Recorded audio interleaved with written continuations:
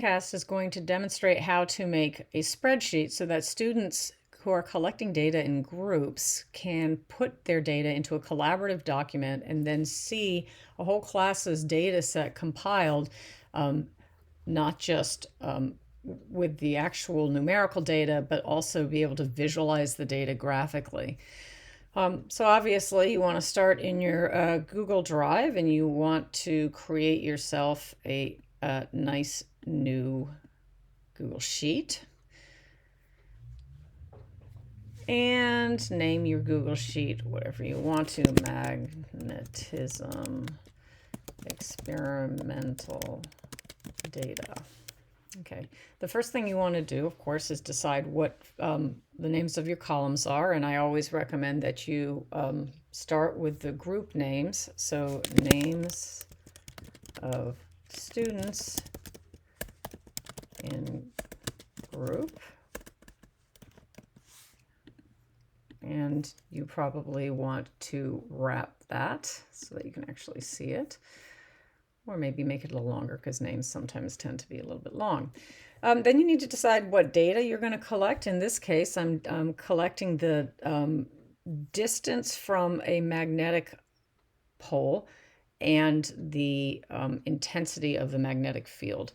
This data I'm actually collecting using my PFET site that I've also posted on this website. So you can see that I've got a negative pole, and then I've got a sensor that I can move relative to that pole. This is obviously not like real life data, so you can also, I've talked about how you can use your magnetometer on a phone and download an app that actually senses a magnetic field and gives you the intensity of it there, and then you can have students put a magnet on a piece of grid paper and then actually do it in real time as well. Either one works. This is a little bit simpler for this demonstration. So what you want is the distance from magnetic pole, and also the intensity of the field. It's also important to, that's going to be in volts per meter, to put your units at the top, because if students put units, if they put anything but numerical data in the fields, then you can't graph that. The computer doesn't recognize anything but numbers when it's trying to do math. Another fun fact is that if you want to do any kind of data crunching, so if you wanted to find the average, I'm not sure, you really wouldn't want to do that with this particular data, but you'd be able to, you could also add a field with like averages or any kind of calculations you want to do. So if I wanted to say divide the distance, so ratio, let's say, and as not a physicist, I'm not really clear on why you would ever want to do this. I don't think you would, but you could divide one by the other. But I really am not actually a physics expert. It's my least strong suit as a science teacher, so I really don't think that would be necessary, but I'm sure somebody out there knows the reasons why you do that. So I'm not going to actually include this. Now, the other thing that you want to add to your spreadsheet are places for each group to basically own and put their data in. So one thing you want to think about is how many different data points do I want my students collecting? So let's assume I want a group of students to collect 6 different data points.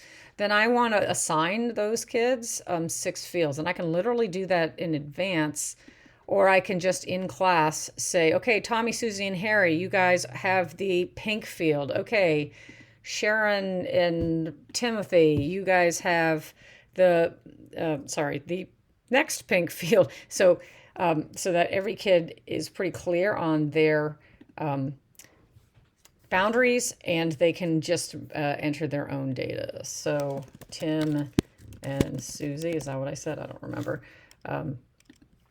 Would have these sites, and then here is Harry and Sheila. I don't know. I'm pretty sure I didn't assign Harry and Sheila those fields, but you get the point. Okay, so now to the data collection. So going back to the PFET site, I can move my sensor around. I see that this grid is in centimeters, I believe, or no, I believe it's in meters. So as long as I place my pole right in a very clear spot, then I can easily determine this is 0.2 meters or centimeter or 20 centimeters, 0.2 meters. This is 100 centimeters. This is 200 centimeters. And you can obviously see what's happening to that vector as it's decreasing because I have the values clicked on here. I can see the actual values. So I would go ahead and enter that data in. I actually did this earlier. And so I can actually copy and paste those data right into here. I think it's going to change the color of it, but sorry about that. So here are some actual data. And then let's say that Harry and Sheila collect some more data and they get 200 and it's 4, and Harry and Sheila also collect 0.05 and it's 400, whatever. Okay, so there's some data. So the next idea is to make the data visually accessible to them in an Instagraph. And the way to set up your graph is you want to start by selecting all of the fields that you know are going to be used in the graph. So I clicked on the top right corner here. I'm going to shift click on the bottom right corner, and that's because I effectively have 3 different groups right now, and they're all going to fill in their data. That's all the data that I want to use. So the next thing I want to do is create a graph. And I don't like a line chart. That's not really going to work for me. I think actually a better idea is a scatter chart. And I need to go through here and make sure that I have the correct information on there. So on the x-axis, I want the distance from the magnetic pole. This is really not what I'm looking for because it appears to be treating the data not like the way I want them to. So I think what I've done there is now put distance on the x-axis, on the series is the y-axis, and so now I have the intensity of the field on that. And now all I need to do is size this, select this, and I can, good old Apple, I can, are we having fun yet? So I can select this and move it around. Change the size of it, and I should be able to drag it around on my website. I'm not sure why it's doing this. I actually have never had this problem before. I should be able to click and drag without getting the dictionary, but it's really not cooperating.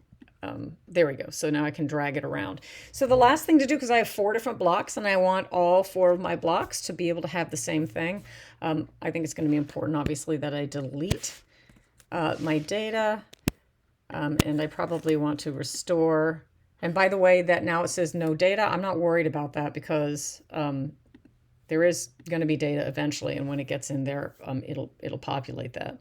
So now I want to rename this particular sheet a block, and then make other sheets. So I basically just want to duplicate it and rename each one B block, and keep going. Oops, sorry. I want to duplicate, and then I just need to rename each one. The only thing that you have to kind of pay attention to is that if you are sharing a link with your students, you have to notify for the first time that these students are using this spreadsheet. You want to let them know that they're going to all open up onto a block spreadsheet, and you have to draw their attention to these tabs down here so they can see that C, D block all have different spreadsheets, or else they'll get confused about why Jimmy and Harry, who are not in their class, I keep changing the names and not being consistent, sorry, are suddenly on their spreadsheet, or that sort of thing. So I love using spreadsheets in my classroom because it's a really important learning tool. I love using them because it allows us to collaborate with our data. Oftentimes when I go through it, if I see something that looks super wonky, let's say I have 100 and I look at that and with the class and I say that's an outlier. That's, I think, because we're in a middle school classroom, kids, I think somebody wasn't very precise in their measurements, so we're going to actually go ahead and delete that field. And that kind of sends the message that we have to be precise, and that, you know, the data that you put in this spreadsheet really matters. It affects the whole class's outcome. So spreadsheets win, and I hope you enjoy creating one yourself.